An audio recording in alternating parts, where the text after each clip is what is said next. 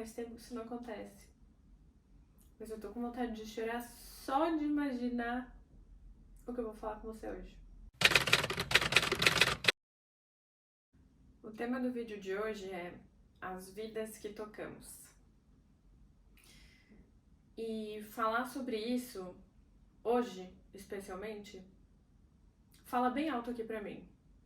E aí, como eu disse, inclusive no primeiro vídeo dessa nova temporada aqui nesse canal, foi que, sendo eu artista, eu não consigo falar sobre coisa que eu não esteja sentindo, né? E acontece que isso, especialmente hoje, eu tô sentindo muitíssimo. Não vou entrar nos meus motivos, porque esse nem é espaço pra isso. Mas hoje, enquanto eu me arrumava de manhã cedo pra encontrar uma amiga que eu fiz, que tem mais de 70 anos, acho que é seguro dizer, não perguntei, mas acho que é mais ou menos por aí. Enquanto eu me arrumava pra encontrá-la, e eu com aquela ansiedade de primeiro encontro com qualquer pessoa, em que você não sabe sobre o que a gente vai falar, como é que vai ser, será que vai ter muitos silêncios constrangedores, ou será que vai ser tranquilo, enfim. Essa amiga, em específico, eu fiz em um musical, um espetáculo que eu fui assistir com o Ti, meu marido, da Bela e a Fera. Eu comprei os ingressos pela internet e não sabia nada sobre o espetáculo, só que era um musical da Broadway da Bela e a Fera, e pra mim isso já era suficiente para que eu quisesse ir, então nem procurei mais coisas. Quando chegamos lá, descobrimos que o nosso ingresso dava direito a um jantar completo, 3 pratos, enfim. E o jantar já tinha acontecido, a gente chegou faltando 15 minutos para o espetáculo começar. E, por o ingresso oferecer jantar, o espetáculo era assistido em mesas. Então, como se fosse um restaurante que você está assistindo a um show. Na nossa mesa tinha 2 senhoras. Uma que eu vou chamar de Dee, que é a pessoa que eu fui encontrar hoje, e a outra cujo nome eu não preciso descrever. Ao longo do espetáculo, trocamos alguns comentários. Antes do espetáculo começar, a gente já trocou algumas amenidades, já deu pra ver que elas eram bem queridas, assim. O Thiago, em especial, meu marido, ele é extremamente atraente, enfim, todas as senhorinhas tendem a amá-lo profundamente. E elas gostaram dele muito, e eu gosto de todo mundo que gosta muito do meu marido. Enfim, ficamos conversando.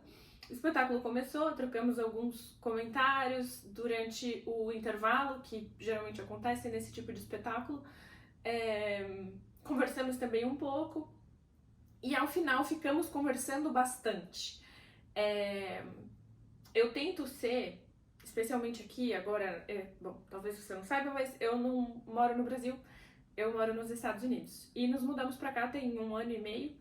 Então. E nos mudamos pra cá sem relações. Então nós não tínhamos amigos aqui antes de nos mudarmos, além de um casal que hoje nem mora mais aqui. Então é importante que quando você mora fora, num lugar novo, que você seja muito intencional no seu contato com as pessoas se você quiser fazer amigos. E é isso que eu sempre tento e sempre tentei fazer. Então eu estava sendo intencional e conversando com elas e achando elas muitíssimo queridas. E aí pro final, uma delas, a Di, falou: eu adoraria ter o seu número pra de repente a gente se encontrar um dia. E eu, nossa, por favor, com certeza, né? Claro, por favor. Dei o meu número pra ela. Nós estávamos às vésperas de passar uma temporada de mais ou menos 1 mês no Brasil. Avisei que quando eu retornasse, eu mandaria mensagem. Pra te dar uma ideia da extensão da intencionalidade, eu sei que minha memória é bem ruim, então eu coloquei um lembrete com o telefone dela. Então, né, quando eu cheguei nos Estados Unidos, 1 semana depois, tinha um lembretinho lá programado, né, tipo, mandar mensagem e tal. Eu mandei mensagem, enfim, hoje nos encontramos. E enquanto eu me arrumava pra encontrá-la, a frase as vidas que tocamos me veio bem alto na cabeça. E é assim que meu processo criativo funciona. Normalmente uma frase aparece, literalmente, aparece na minha cabeça, seja eu enquanto eu estou lendo alguma coisa, enquanto eu estou escrevendo alguma coisa, enquanto eu estou assistindo um filme, e a partir de uma frase, todo o restante flui muito, muito, muito tranquilamente. E essa frase me apareceu. E provavelmente porque um estímulo antecedente, para quem assistiu os vídeos anteriores sabe o que eu tô falando, é que eu tinha que escrever o roteiro pro vídeo de hoje. Eu tô tentando fazer esses vídeos da forma mais espontânea possível, que é o jeito que eu mais gosto de fazer mesmo. Então eu tava com isso na cabeça, né? Preciso escrever o roteiro, preciso gravar o vídeo. Sabia que eu ia tomar café com essa amiga, então, enfim, tava com isso na cabeça. E a frase me ocorreu. E quando a frase me ocorreu, ela me ocorreu no sentido de: hoje eu vou tocar a vida dessa mulher, dessa senhora. E eu fui para esse encontro com uma carga de alguns problemas pessoais que eu não decididamente não queria levar para ela, porque não era carga para entregar para uma pessoa que eu tava tomando café pela primeira vez. Se fosse um amigo mais próximo, até quem sabe eu pudesse dividir, mas não era o caso. Eu fui para esse encontro decidida a tocar a vida dessa pessoa de uma forma positiva. E é sobre esse tipo de encontro que eu quero falar com você hoje.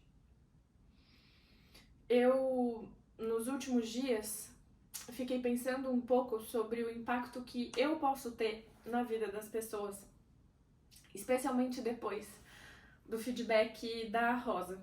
Rosa é uma mulher maravilhosa, provavelmente tá ali entre as 3 mulheres mais lindas que eu já vi na minha vida.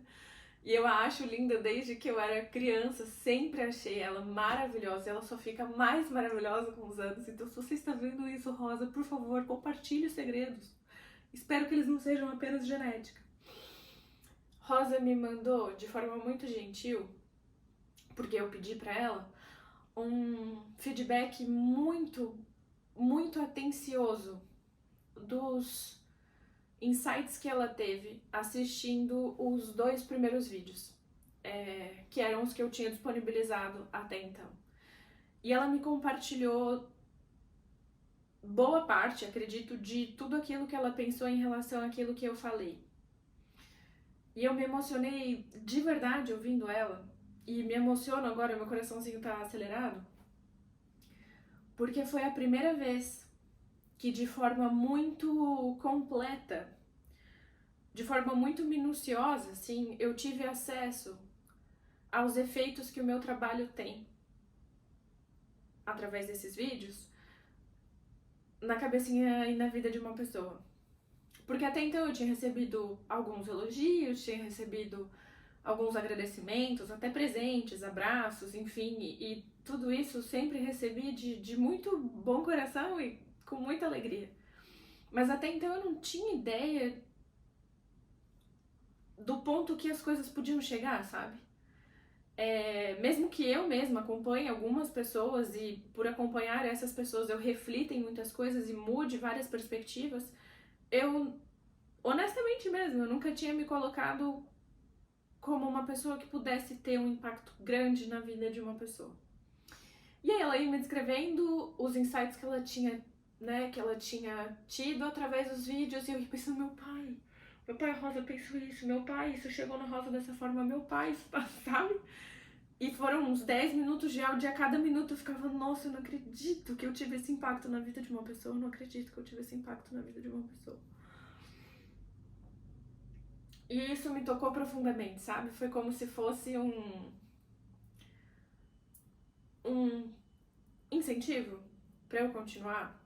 Mesmo que eu continue tendo impacto só na vida da Rosa, pra mim já está fenomenal, porque tem impacto na vida das pessoas. Eu acho que é uma coisa que a gente... Aqui a gente tem no inglês tem-se uma expressão que é took for granted, que mais ou menos quer dizer que você tem um grande benefício que você... Tô acostumada, sabe? Tem eletricidade na minha casa? Isso é normal. sendo que para muitas pessoas não é. E aí que eu fiquei pensando muito nisso e quando eu fui escrever o roteiro para esse vídeo que eu tô gravando agora, pensando no impacto que a gente tem na vida das pessoas, que eu acho que não é uma coisa que a gente tem que, sabe, take for granted, eu acho que a gente tem que realmente pensar nisso como sendo um grande privilégio e levar isso a sério por ser um grande privilégio. Eu me lembrei de uma vez, quando eu tinha uns 10 anos, eu acredito que eu tenha começado a fazer uma coisa que eu faço até hoje, aos 30, que é elogiar toda e qualquer pessoa, especialmente se essa pessoa for uma mulher, sempre que eu tenho contato com alguém. Então é muito difícil que você passe por mim em algum momento da minha vida, qualquer momento que seja ele, e você saia sem um elogio. Eu sou muito sincera nos meus elogios, eu não tenho costume de mentir, eu não minto, na verdade. É uma herança da minha criação cristã, acredito, mas enfim. Então são elogios muito sinceros, mas o fato é que dificilmente você vai passar por mim e sair sem um elogio. E eu comecei a fazer isso quando eu tinha uns 10 anos, acredito que seja algo por aí. E aí eu me lembro que quando eu tinha uns 11, 12, imagino eu realmente não me lembro, uma pessoa me ouviu fazendo um elogio a uma pessoa que... Tá, fulano me ouviu fazendo um elogio a ciclano. E o elogio pra fulano pareceu uma grande mentira, porque ele não concordava com aquilo que eu falei. E naquele momento, e pelos próximos anos, esse fulano passou a me criticar por eu elogiar as pessoas, como se aquilo fosse um exagero da minha parte, sabe? Tipo, você tá sendo falsa, enfim, exagerada, qualquer coisa assim. E apesar disso, apesar de eu ter recebido crítica por elogiar, nunca tinha pensado na ironia disso, eu continuei. E o meu objetivo em compartilhar isso não é pra me promover como uma pessoa boa, até porque eu realmente não me vejo assim. Eu não reconheço todos os meus defeitos, mas os que eu reconheço já me dá carga suficiente pra falar, eu acho que eu não sou tão boazinha assim. Então, não é isso. O meu ponto aqui é trazer à tona, até pra mim, que mesmo a Chloezinha ali, nos seus 10 anos, já tinha ideia que o ambiente modula os nossos comportamentos e que eu sou ambiente para as outras pessoas. E se eu sou ambiente para as outras pessoas, então que a minha intenção, e é aqui que me emociono, então que a minha intenção seja que todas as pessoas que passarem por mim saiam um pouco melhor. E aqui eu não tô dizendo mais sábias, aqui eu não tô dizendo mais melhor. Que essas pessoas saiam de perto de mim sentindo mais vontade de ser quem são. Mais vontade de ser as partes boas de quem são. Entende isso? E lá atrás eu não tinha as ferramentas ou as ferramentas teóricas, né, que todos os meus anos de estudo me permitem hoje ter e portanto, entender que é grave o impacto que a gente tem na vida das pessoas. E eu, assim como acredito muitas pessoas por aí, talvez você que esteja me assistindo, se você já fez alguns anos de terapia, não sei se você já parou para refletir sobre isso, mas não é incomum que por um bom tempo na terapia a gente tenha como foco reclamar dos efeitos que o outro tem na nossa vida. É só quando a gente consegue romper um pouquinho essa barreira, avançar um pouquinho ali no autoconhecimento, que a gente começa a entender que a gente também tem efeito no outro que tem efeito na gente. Entende isso? Eu impacto você e você me impacta. E aí, a depender do impacto que eu gerei em você, é possível que você me impacte de uma forma diferente e a gente vai organizando a nossa relação dessa forma. Nos últimos meses tem sido mais significativo o meu olhar para o meu próprio comportamento dentro do meu processo terapêutico. E mesmo que isso tenha sido, por vezes, bastante doloroso e motivo de vergonha mesmo, sabe? Eu acho que, bom, eu pelo menos não gostei nada de ver umas coisas sobre mim assim, que eu fui, ai, não acredito que eu estou fazendo isso. Eu, pelo menos, considero sendo extremamente positivo, porque meu interesse maior na vida, não sei desde quando, mas por todo o tempo que me lembro, é ser melhor. Eu sempre quis melhorar e eu sempre fiz esforços para que isso fosse uma realidade, sabe? Para que eu tivesse sempre dando o próximo passo, e o próximo passo, e o próximo passo. E reconhecer as minhas falhas e faltas, e as minhas lacunas e as minhas sombras, eu acho que faz muito parte desse processo de melhora, né? O primeiro passo é você, na minha percepção, tá? É você reconhecer, né? Pô, eu tenho um defeito aqui, então eu preciso corrigi-lo, eu preciso fazer alguma coisa com isso. E aí, quando eu comecei a entender melhor qual era o impacto que eu tinha nas relações que eu sustentava, as coisas começaram a mudar mesmo. O que é meio óbvio, mas talvez não óbvio na prática, pelo menos pra mim não foi, é que eu tenho contribuição significativa nas situações que eu experimento na minha vida. E aí tem uma frase de Freud, que foi o fundador da psicanálise e possivelmente ali, né? Tem gente que chama de pai da psicologia, mas ele mesmo dizia que a psicologia não, né? Que a psicanálise não era psicologia, enfim. É um pensador muito importante, você com certeza já ouviu falar dele. E ele dizia, tem uma frase dele que eu gosto muito, que é: qual é a tua parte na desordem da qual você se queixa? Qual é a tua parte na desordem da qual você se queixa? Em outras palavras, qual que é a tua contribuição para o problema que hoje você tem? E essa pergunta, ela me empurra para um lugar que é desconfortável, que é o da autorresponsabilidade, sabe? E você entender que você tem um papel significativo nos problemas que te incomodam hoje pode não ser desconfortável, mas é absolutamente necessário para que você mude a realidade que hoje você experimenta. Então eu te faço a pergunta que ele fez por escrito há centenas de anos atrás. Centenas, olha, eu nem sei, nem foi há centenas de anos atrás. Mas enfim, há alguns anos atrás, porque acredito que ele tenha escrito isso, sei lá, por volta de 1942, talvez, não tenho certeza. O que é que você faz para contribuir com os problemas que você tem hoje?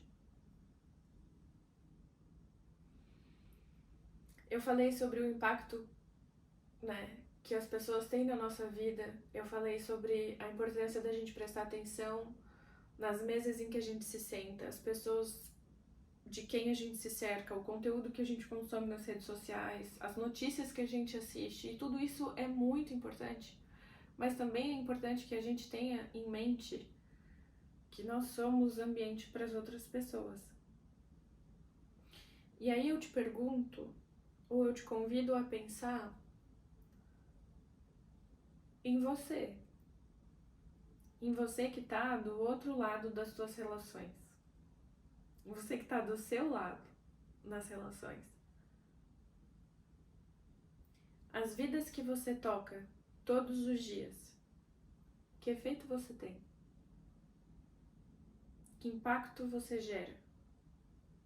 E os problemas que você tem com essas pessoas, qual pode ser a sua contribuição? E veja só como é doloroso e desconfortável, mas ao mesmo tempo grandioso. Porque uma vez que você reconhece o teu papel ali, entende que você é a única pessoa que você dá conta realmente de mudar?